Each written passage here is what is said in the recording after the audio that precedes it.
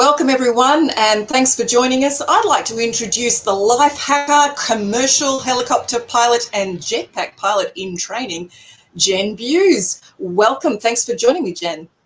Thanks, Jo. Look, we've been spending the last week working on this Optus hackathon.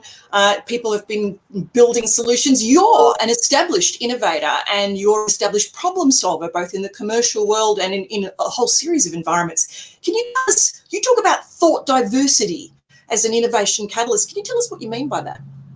Yeah, I guess I see life as just an interpretation that's based upon our personal, professional and cultural experiences that we've had throughout our history and throughout our life.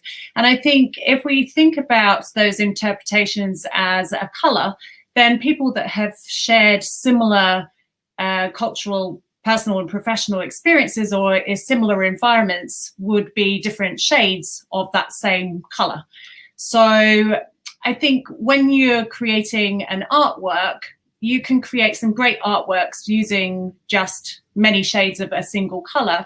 But when those artworks kind of run out of oomph and you need to create something new, you really need to seek the contrast of another primary color.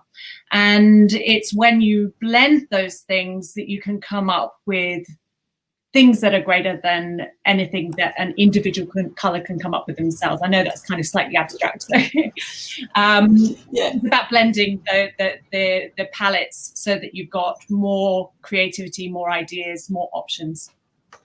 Yeah, great. So, your passion for innovation has led you to get a commercial pilot's license, and you're now just the second woman in the whole world to fly a jetpack. What is it about flying that particularly attracts you? Oh, I love it.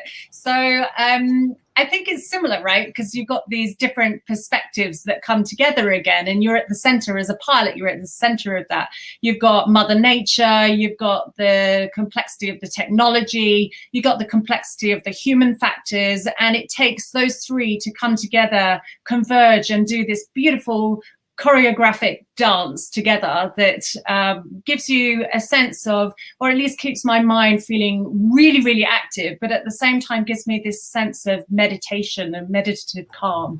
And it is the most indescribable experience that you can ever imagine. And discovering that made me realize that there's so much more to life than I had realized before. And I wanted to follow that passion. Fair enough. So, of course, we've got the next Optus hackathon. We've just done the last one on secure payments. The next hackathon is going to be on 5G network slicing. And, of course, there's a link there to the technology that is needed to navigate autonomous vehicles. And you are now looking at doing a world record attempt to cross Australia in a jetpack. Tell us about that journey. Why are you doing it? And what are some of the problems that you've had to solve? Oh, well, the problems there, I could go on for way too long, but I'll start with why I'm doing it. So it was discovering this passion for flight that made me realize, or made me curious about what else that I hadn't experienced in my life and why I'd made so many excuses or to not actually chase those dreams and activate them. And I, over drinks with a friend one night, he said, what would you do if you could do anything in the world? And I said, well, I'd circumnavigate Australia by jetpack. And he said, well, let's make it happen. So I spent 12 months in planning and then reached out to the inventor of the world's only FAA approved jetpack over in LA, who's actually an Australian.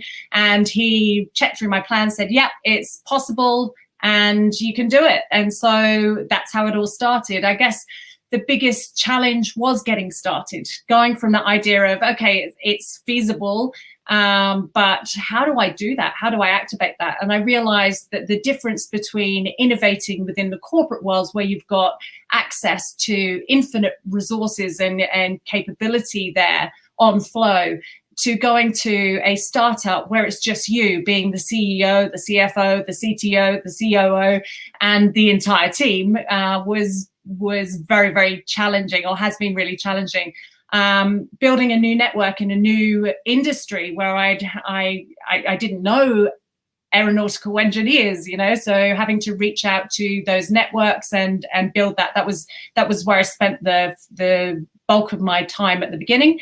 And happy to say that just recently I've managed to turn that network into bringing on board 9 highly credible people within this space, 2 of which who have built jetpacks before. One is David Mayman of Jetpack Aviation, the world's first FAA approved jetpack, and the other one he's called Oz Rocket Man, and he's been doing it in his backyard.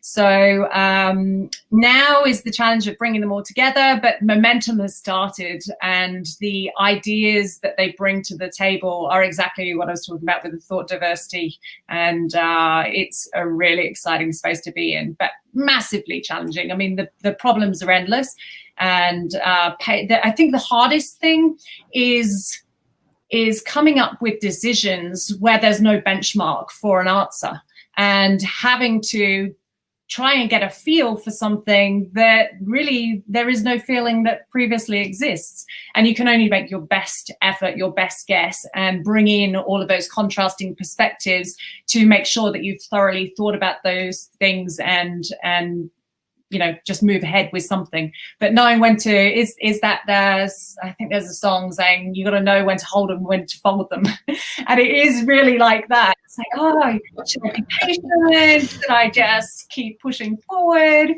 But things are happening now, and I've got an exosuit, so a robotic design engineer over in Germany who's the world's leading designer for that stuff. He's coming up with a robotic suit for me to help me fly. I've got this aircraft engineer, and I've got a microelectronics inventor who's done some incredible stuff working on that too. And outlets. So yeah, really exciting times. Really exciting. Jennie, look, you know, you're such an inspiration. Thanks for joining me here at the very first Optus Innovation Mindset Hackathon. We wish you all the very, very best. If anybody needs to see more about how about Jen's attempt, please visit iJETPACK.com, and welcome. Keep those innovation thoughts aflame. As all good ideas do, they all start in a bar. Yes. Love it. Thanks, Jennie. Thanks for joining me. No worries. See ya.